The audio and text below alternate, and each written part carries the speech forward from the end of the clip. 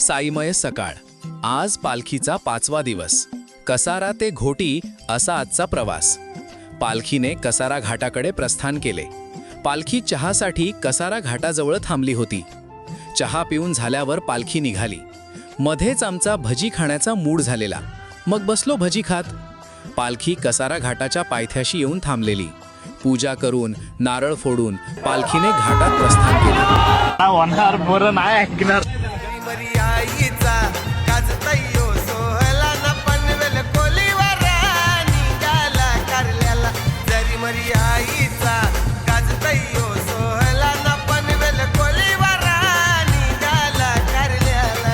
पालखी घाटामध्ये नाश्त्याला थांबली.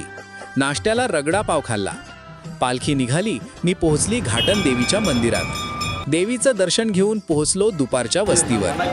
आरती सुरू झाली. तिथेच आम्हाला मावा कुल्फीवाला मामा भेटला. मामा, एक गाणं होऊ द्या. बारी खाय ना तर बारी बारी खाय, मावा कुल्फी खाय, आई शिर्डीला जाय. पुढेच साई सेवकाने फ्रूट सॉय केलेली. पालखी हॉलमध्ये येऊन पोहोचली. आरती सुरू झाली. विनायकने मस्त भजन म्हटले.